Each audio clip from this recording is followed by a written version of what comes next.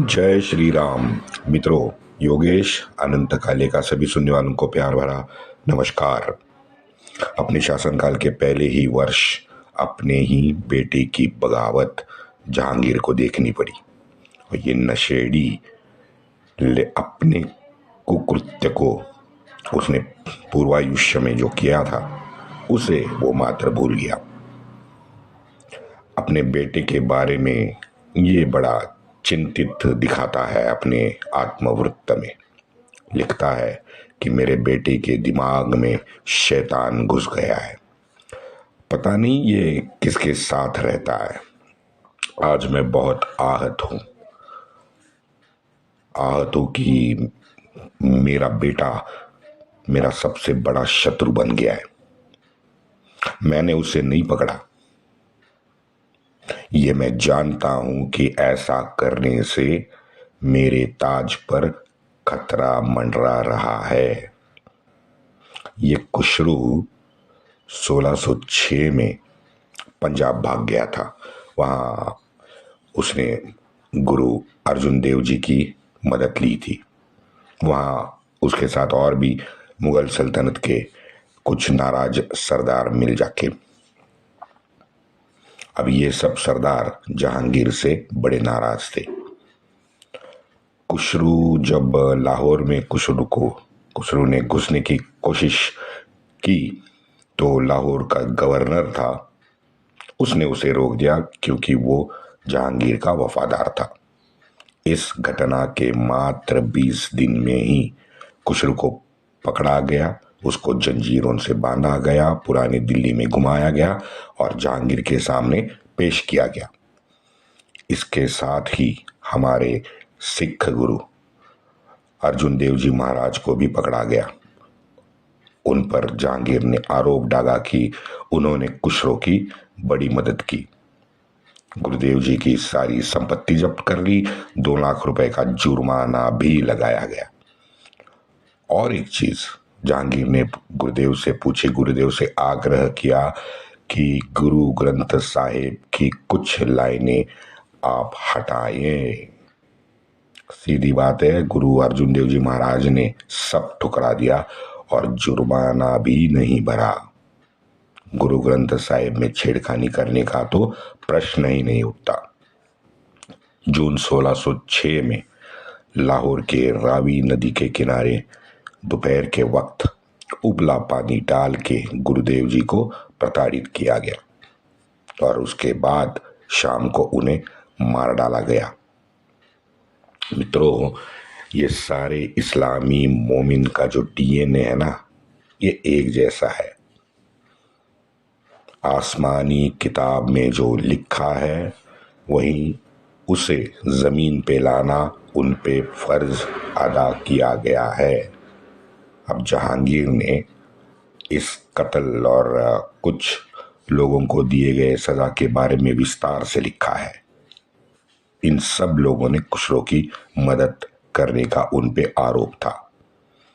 जहांगीर लिखता है कि रावी नदी के किनारे नोकीले भालों पे 70 दुश्मनों को मैंने लटकाया और मैं ये सब बड़े आराम से शामियाने में बैठ के देख रहा था। इसके सार्वजनिक तौर पे किए गए प्रदर्शन से ऐसी सोच रखने वालों की समझ हमको अच्छी तरह से आती है।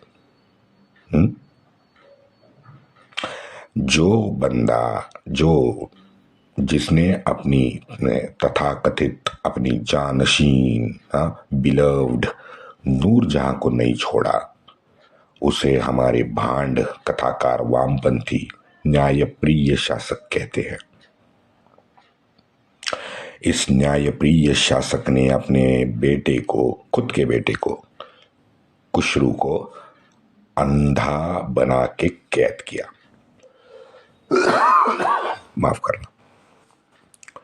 इंतिखाबे जहांगीरनामा में लिखा है कि जब वो लोहे की सीख होती है ना, वो जब खुसरू के आंखों में डाली गई तो लिखा है वो नजारा अद्भुत था। देखिए, सबसे घिनौना कृत्य जब हो रहा था तो ये लिखने वाला राज दरबारी कहता है ये नज़ारा बड़ा अद्भुत था, कमाल है भाई।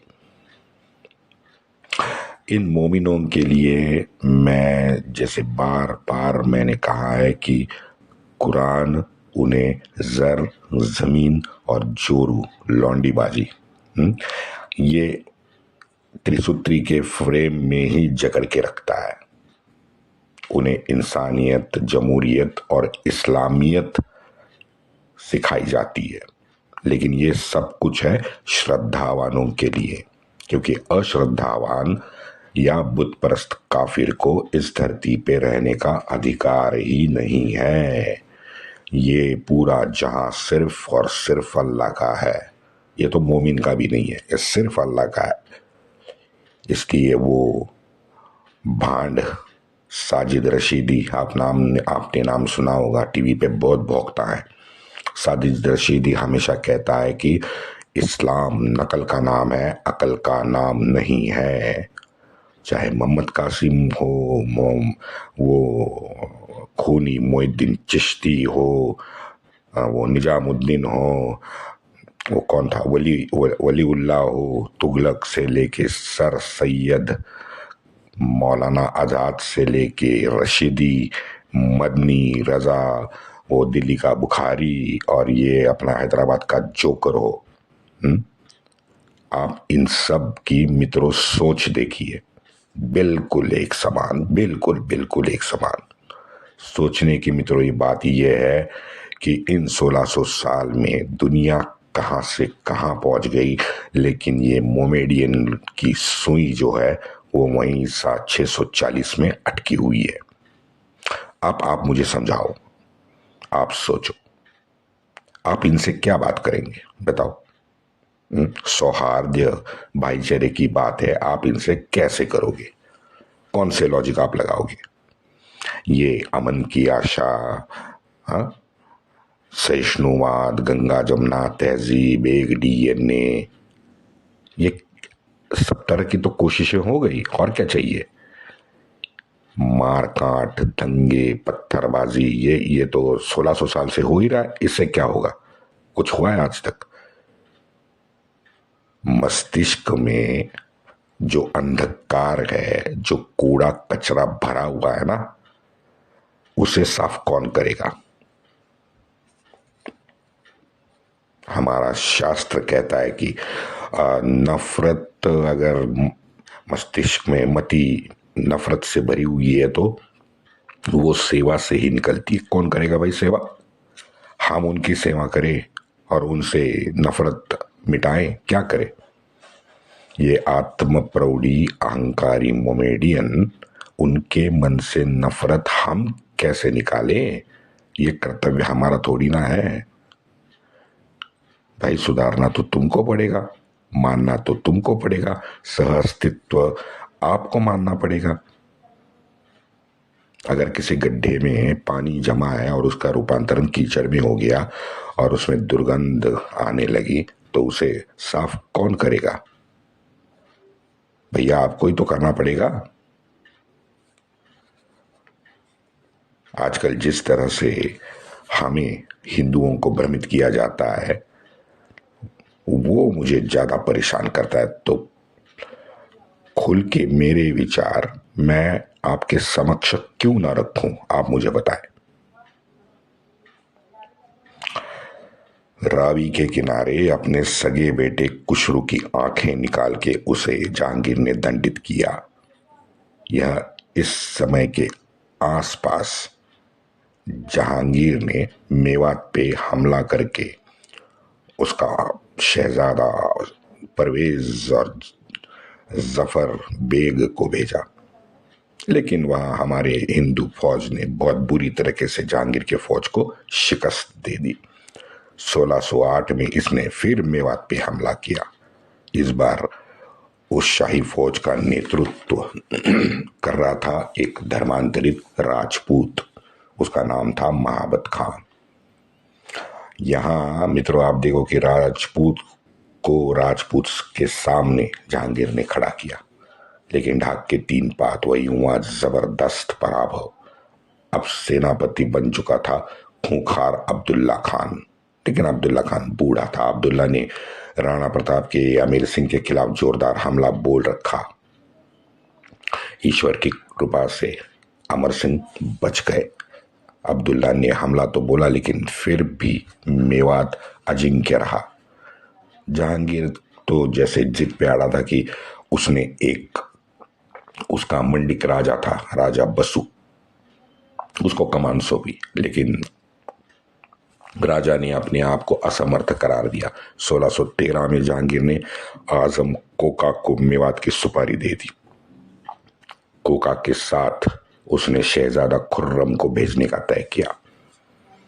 ये मित्रों, खुर्रम ही आगे चल के शाहजहां बना है। फिर एक बार दोनों को अपमानास्पद पराभव का सामना करना पड़ा। कोका को मेवात के हिंदू राजा ने कैदी बना के 1614 में ग्वालियर के किले भेज दिया। खुर्रम वहां से भाग गया। गंदा खून और गंदा डीएनए वाला खुर्रम भी बहुत बड़ा हिंदू द्वेषी साबित हुआ। इसने अमर सिंह के इलाके में तबाही मचा दी और वही गंदी नीति अपनाई जो खिलजी तुगलक सूरी शेरशाह सूरी ने अपनाई थी कि शत्रु पक्ष के राजधानी को स्वतंत्र छोड़ो और उसके दूर दराज के बेचारे मासूम गरीब हिंदुओं को परेशान करो, उनको लूटो, उनका बलात्कार करो, उनकी खड़ी अनाज की फसल को जला दो और भाग जाओ। यही काम खुर्रम ने किया। वैसे उस समय में 1580 के आसपास हमारे राणा जी को जिन स्थितियों का सामना करना पड़ा, वहीं सेम 1614 की बात हुई थी। हमारे एक एसआर शर्मा है, एसआर शर्मा जी ने इसका बहुत अच्छा और विस्तृत वर्णन किया है अपनी पुस्तक क्रीसेंट ऑफ इंडिया में। बहुत बढ़िया पुस्तक है और यूट्यूब पे, गूगल पे मित्रों फ्री डाउनलोड है। तो आपको जिसको ये डिटेल पढ़ने की इच्छा हो वो crescent of India SR Sharma जरूर डाउनलोड करके पढ़े। उसमें शर्मा जी लिखते हैं कि जहांगीर अहंकार से, जहांगीर ने लिखा है कि मेरे दिए जख्मों से परेशान होकर अमर सिंह को अपनी चाचा शुभकर्ण और हरदास झाला को मेरे इधर संधि के लिए भेजना पड़ा। इन दोनों ने अपना काम किया। अमर सिंह जी के पास चित्तौड़गढ़ बना रहा, लेकिन मेवात उनको गंवाना पड़ा। इससे आगे जहांगीर ने और एक झूठ बोला है। राणा जी से काफी सारी संपत्ति मैंने जब्त कर ली। इसका ब्यौरा हर जगह अलग अलग लिखा है, उसके ही भाण राज दरबारियों ने। इस समय दक्खन में सत्ता का केंद्र बुरहानपुर हुआ करता था। जहांगीर का और एक बेटा शहजादा परवेज बुरहानपुर में अपना दरबार भी लगाता था, लेकिन असल में सत्ता 1608 से 1613 तक बुरहानपुर में खानन के पास ही सत्ता बनी रही। 1616 में शहजादा खुर्रम, उसने अपने दक्खन दौरे की योजना बनाई थी और तब खुर्रम अजमेर में था। अक्टूबर 1616 में मुगल सेना मांडू मध्य प्रदेश पहुंची। मार्च 1617 में ये खुर्रम की सेना बुरहानपुर पहुंची। दक्खन मुहिम का पहला मुकाबला खुर्रम का अहमदनगर के आदिल शाह के मुस्लिम शासक से हुआ। इस समय अहमदनगर ये निजाम शाह का प्रधान था और अहमदनगर के निजाम शाह, मुझे माफ करना, मैंने आदिल शाह बीजापुर में था, अहमदनगर में निजाम शाह था और निजाम शाह का प्रधान था मलिक अंबर। ये मलिक अंबर मित्रों, ये हमारे मराठी भाषा में सिद्दी बोलते हैं। एक इथोपियन गुलाम था। गुलाम बना के उसको पहले बेचा गया और धक्के खाते खाते दक्खन पहुंचा। और दक्खन में आने के बाद में अकबर ने जीता हुआ निजाम का इलाका जो था वो फिर से लेने के वो फिराक में था। लेकिन इस बार उसके सामने खुर्रम की विशाल मुगल सेना सामने खड़ी थी। संधि तो करनी बनती थी क्योंकि उसके विशाल सेना के सामने कुछ नहीं चला। और संधि में निजाम शाही ने अपने बालाघाट का जो इलाका है आज का, वो मुगलों को फिर से एक बार लौटा दिया। अब्दुल रहमान खान खानन को दक्खन का इक्तेदार यानी गवर्नर बना दिया है और उसके बेटे शाहनवाज को बालाघाट में जीता हुआ जो इलाका था उस बालाघाट में अपने शस्त्रागार का प्रमुख बनाया गया, जिसमें तोपखाना भी था। जैसे ही खुर्रम फिर से उत्तर लौटा 1620 तक मलिक अंबर ने मुगलों को संधि में गवाया हुआ अपना सारा मुल्क अपने कब्जे में वापस ले लिया था। ये देख के खुर्रम आग बबूला हो गया। 1623 में सब कुछ वही हुआ जो पहले हुआ था। फिर से एक बार संधि हो गई, फिर से एक बार सभी मुल्क मुगलों को दे दिया गया। अब बीजापुर से मित्रों ये सब जो चल रहा था मध्य प्रदेश बालाघाट और बुरहानपुर के आसपास, ये आदिल शाह बड़ी बारीक नजर से देख रहा था। 1623 के आसपास इन दोनों यानी निजाम शाही और ये आदिल शाही, इन दोनों में बहुत ज्यादा अनबन थी सत्ता और जमीन के लिए। और मित्रों हास्यास्पद बात यह है कि ये दोनों मुगलों से मदद मांगने, उनसे नजदीकियां बनाने की कोशिश कर रहे थे। अब इन कश्मकश के बीच में अपनी 80 वर्ष की आयु में मलिक अंबर मर गया। इसके बाद खुर्रम ने अपना मोर्चा कांगड़ा की तरफ घुमाया। कांगड़ा के हिंदू राजा पे खुर्रम ने आक्रमण किया। वही होना था जो गत 1000 साल से होते आ रहा था। हिंदू पे अत्याचार, मारकाट, खून, बलात्कार, देवताओं की प्रताड़ना, मूर्तियां तोड़ना। लेकिन मित्रों इस सब में ये भी बात सच है कि 1000 साल से जैसे हिंदू लड़ते आए हैं, कांगड़ा के हमारे हिंदू शासक और हिंदू वीर बार बार उठ के खड़े होते रहे हैं। पराभव से डरे नहीं बल्कि खड़े हो गए। लेकिन पता नहीं जहांगीर को कांगड़ा से बड़ा विशेष प्यार था और इस विजयी मुहिम में मुर्तजा खान को सेनापति उसने नियुक्त किया था जो पंजाब का इत्तेदार था। लेकिन ये शुरुआती दिनों में ही मुर्तजा खान मर गया था, तो जहांगीर ने फिर राजा बसु का पुत्र था चौपाद मल को सेनापति चुना। लेकिन अपने बाप की तरह बेटे ने भी अपने आप को असमर्थ बताया और मुगल सेना छोड़ के भाग गया। और जैसे बाद में पकड़ा, मुगल सेना ने उसे तुरंत काट डाला। उसके बाद मित्रों खुर्रम को सेनापति बना के भेजा। तब जाके नवंबर 1620 में अत्याचारों की पराकाष्ठा सहते सहते कांगड़ा की सुशील शांत गरीब हिंदू जनता ने हार स्वीकारी। वंदे मातरम।